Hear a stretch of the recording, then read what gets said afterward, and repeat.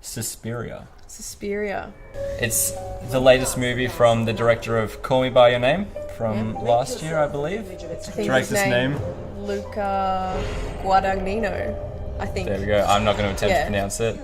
But it's about a girl that travels to Berlin, I think during the World War, I think it's afterwards. The original was made in 1977, and this is set in 1977. So it is during the Berlin Wall time, and the movie is actually like set directly across from the Berlin Wall. They whenever they're walking, they pass it. True, that's why it looked familiar to me. I'm terrible at memorizing things.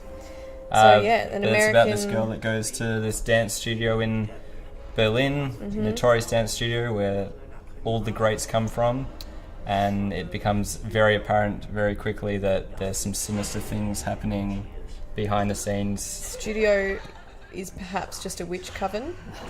I don't think that's really spoiler territory. I think that's pretty apparent from the trailer and from the first few minutes of the movie. The American dancer is played by Dakota Johnson, is it? Yes. Yeah. Of 50 Shades of Grey fame. Yeah. Everyone's favourite. She really likes a submissive role. Yeah. I mean, who doesn't, to be honest? Dakota Johnson, she kind of goes in and wows Tilda Swinton, who is the dance composer, the choreographer. Yeah. And it very quickly devolves into something very sinister. All right, so what the themes? There's so much in this movie.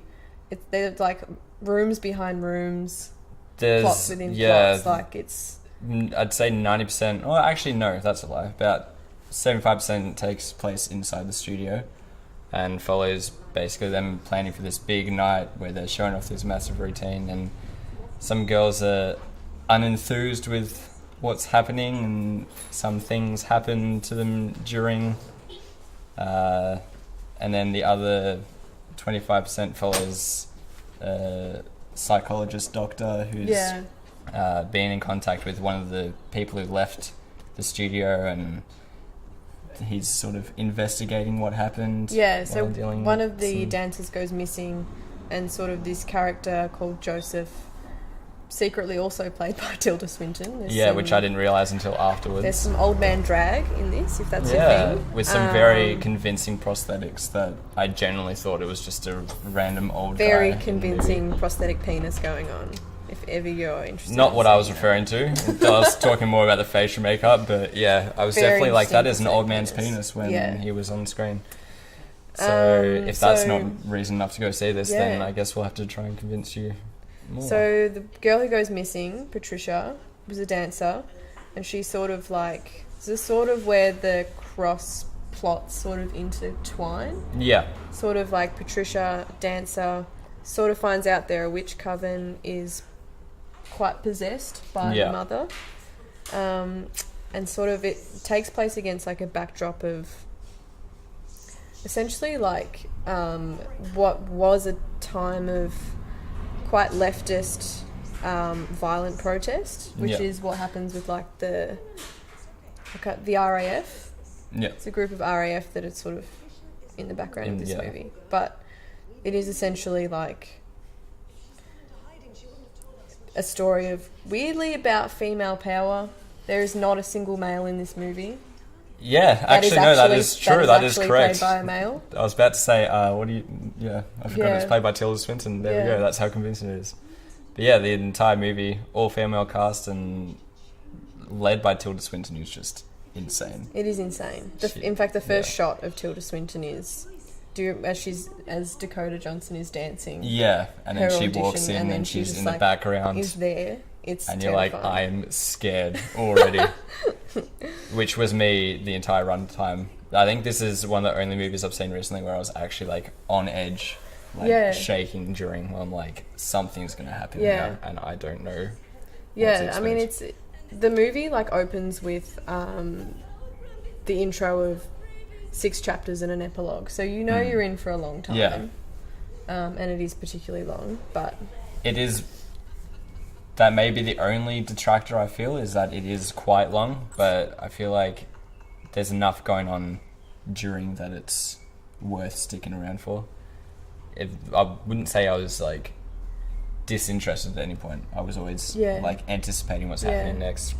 And I think what helps to keep you in is these sequences that they have interspersed throughout, where the main character is asleep and she has these dream sequences of like really vivid, violent imagery, which is kind of like The Shining, where you see like the twins and then you see like the pool of blood flowing out of the elevator in The Shining, for example. That's very true. Stuff like that, where I was like, that is it's terrifying. very, very art house horror in this, and it's like you can tell that the director has, like, his style is very much extremely expressionist, stylized. Yeah. Everything looks beautiful, even when it's disgusting. It's very bleak and dark, but it's still engaging, like, compared to the original, which is like a very, I don't know if you've seen much of the original. Very colourful, very neon, like sort of a noir kind of movie. Yeah. But yeah, in comparison, I've heard some people are saying that it's somewhat a bit too different, in the sense that it doesn't look the same. But I think that's what makes it a good remake. Is that it's not just replaying the same thing over and over. There's also like sort of like what I've been reading from it on the internet, like people have been generally unhappy about the remake if they've enjoyed the original. As in the fact that it exists, or the fact that like someone would attempt to remake it. Yeah. Because like the original director was like, this was just apparently like a very personal story to him. Okay. It was completely his sort of taste, and it was like, why would you remake it? We're not really interested in seeing someone else's perspective on this. But I think it helps that the director of the remake is like, this is the film that made him want to make movies in the first place. Yeah. Like, I was watching an interview with him and he was saying like he's wanted to make it for 30 something years. And Tilda Swinton's been in the making of it for like years and years and years as well, so it's clearly like a passion project. Yeah. Just going to interject, we've been asked how scary out of 10. I'll say I was definitely on edge the whole time. I was definitely on edge. I saw this movie in a cinema with literally one other person. Okay. And I did not know them. Yeah. So we were both sort of, it's disturbing. I wouldn't say that it's like jump I wouldn't say it's scary. Yeah, it's not scary in the sense that it's going to like, you're going to be like jumping out of your skin, like terrified. But it's, I think that's what I would the say horror in it is horror that will stay with you. It will give you something to think about more than, you know, you finish and you're like, oh. Yeah. It's not like going to see like The Conjuring, where it's like some good scares, like spared throughout, and then afterwards you're like, that was a good movie. Yeah. This is like, which is where I would say, like, again, it's very art house in that sense, that it's like, it's not there specifically to scare you. It's trying to like disturb you, make you think about themes that are disturbing. Yeah. Which is very much like all of the radical, like, liberal left protests which is going on in the background. Yeah. And it's sort of like themes of the Holocaust and Nazism and... Yeah, which is very much touched upon with the character of Joseph and like his backstory with his wife. Yeah, so if you were to give it a number... Not going to get too into because of spoilers and all that sort of stuff, but it's revealed that there's some not great things that have happened to him as well, and that's sent him on this journey as a sort of redemption that he wants to kind of make up for, atone for things that he's done in the past. Yeah, as a German with a Jewish wife. Yeah. Yeah. And coping with what happened in the setting however many years before. So if you were to give it a number? It'd be very high. I'd say it's the best horror movie I've seen this year. Really? And one of the best movies I've seen in general. I'd give it probably a solid 8.5 or 9. As a scare? As a scare. I thought you were talking about in general. Scare, I was fucking terrified the whole time. Really? I was, the first scary scene of the movie with, not to get into spoilers, a dance move that affects someone else in another room. I think we can talk about that. That is probably like that has been like first the sort very of climax of the movie. Shown thing in the trailer. Yeah, exactly. There's like a... again, not to give too many spoilers away, but a girl's body is contorted in ways that a body should not be contorted. She's essentially she becomes a turned pretzel. into a pretzel. Yeah, she's pretzelized forever. Yeah, and that's the point where I'm like, I think I may see some shit during this movie. The end scene, or sort of the end sequence, when is one of the more disturbing. Even when like Sarah is walking through the corridors and she finds the girls. Yeah. And it's like you realise that these witches aren't just like trying to kill them, they're actually torturing, keeping them alive in the most sadistic ways possible. Which leads to, we're not going to give spoilers, but this final sequence is one just of the like biggest twists insane. I've seen in movies as well. Yeah. Yeah. Where you're just like, okay, I was not anticipating this. No. I was expecting to go some weird places, but it's the most blood I've seen on film. Did you see Mother, Darren Aronofsky movie a couple years ago? It reminds me Jennifer Lawrence? Yeah. That sort of goes on a journey throughout, and then by the end of it, it's just complete chaos. Yeah. Okay. Chaos, just I really need to see that. Made up in a word. I heard that was more about like was sort of like art house in the way that it was sort of about the environment. Yeah, it was definitely like touching on religious themes and like about preserving the earth and stuff, but it's done in a pretty over the top horrific way. Yeah. See, that's I think what this movie is. It's like it's about trauma and like it's about like psychoanalysis mixed with trauma in the context of trying to process Nazi guilt. Yeah, but done in the form of a horror movie. GDR Berlin. Yeah. Like in the format of a horror movie. I think it's good in the sense that it takes clearly horrific themes and turns into like literal scares to like sort of even the way it's shot is like there's lots of like shots from angles which are far away, like looking up, looking like the shot where like she auditions and the camera's like right in the corner of the room and you just like have this massive like wide shot of the dance studio and you're like, why are we positioned so far away? And it's just like everything is just meant to put you on edge. Yeah, the entire time. Everything. I feel like there's not a lot of scares throughout. Like they sort of vary. There's a long time in between, but there's something that just keeps you like on edge the whole time. I think a lot of it is like the score from Tom York from Radiohead. Radiohead. That was amazing. It's very like unsettling in the sense that it's like a lot of like peaceful sort of music that keeps you going, but it's like paired with some like disturbing things on screen, but it never really lets up. I was expecting it to be sort of like it's techno sort of score, like kind of like Gone Girl or like something like that. It's like when it sort of like builds up though, it becomes very 80s. Yeah, which is sort of like a bit of a throwback to the original, I think. Yeah, but we've got some additions here. We've got Lizzie G said, I'm okay with gore, but supernatural stuff I can't deal with. But you've got me interested. Yeah. I'd say it's more gore rather than supernatural.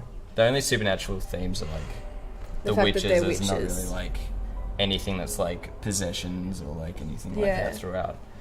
I'm not going to read that name, but they've said, only horror I've seen this year is Hereditary. When I got home, I was too afraid to put the bins out.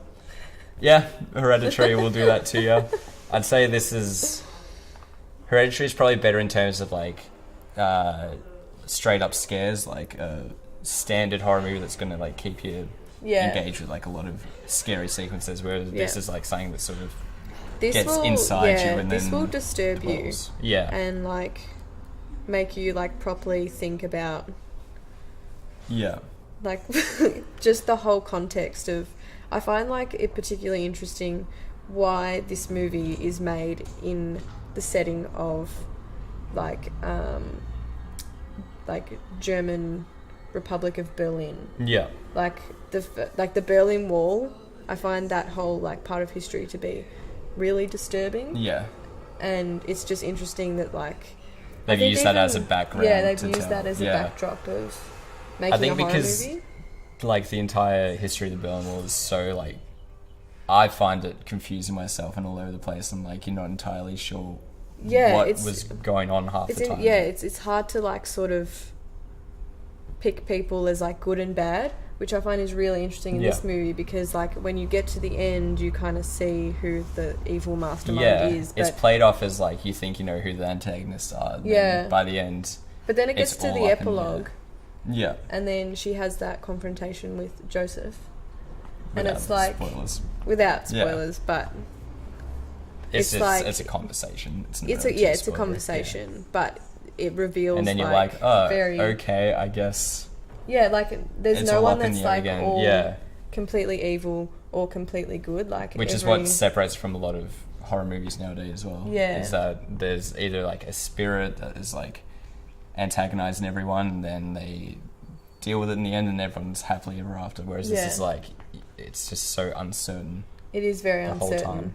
And in some ways, like, again, without giving away spoilers, but the woman who sort of finishes as the leader, I guess, I didn't completely hate her. No, I didn't. No. I thought I would by the end, but I was like, I'm fine with what happened. The ending is supposedly quite different from the original. Oh, is it? Some random guy that was sitting like 5 seats to my right in the cinema that I was with was like, you seen the original afterwards? And I was like, who are you?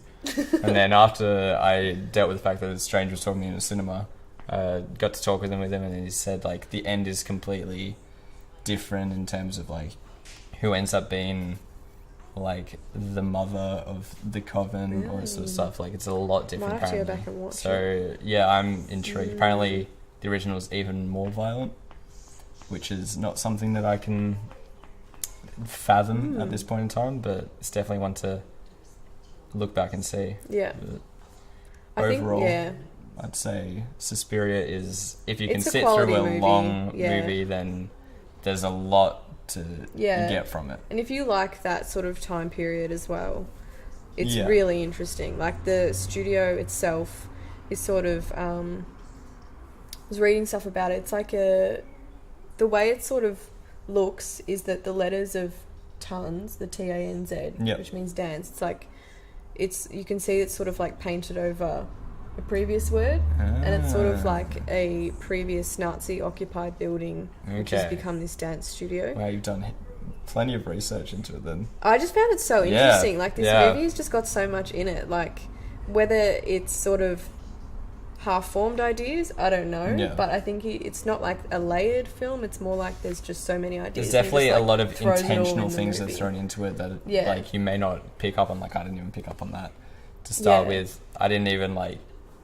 reading what people said about it. I didn't even acknowledge the fact that it was Patricia at the start of the movie that was being like interviewed by Joseph, and like this long sequence with this girl that's like clearly having some breakdown, having a breakdown, not having a great day. And I just thought that was just like a random person, and I realized after the fact that because I've heard a lot of criticism about this movie as well, as why would you remake that now?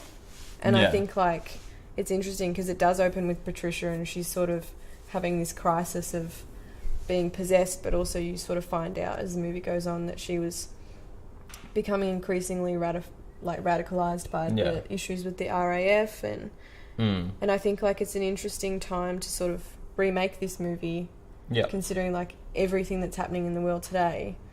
Like, I feel like normal people would sort of feel themselves become radicalized. If you were in her position, you can sort of see why she's having a crisis of sorts. But in general, Suspiria, very good movie. Very much recommended.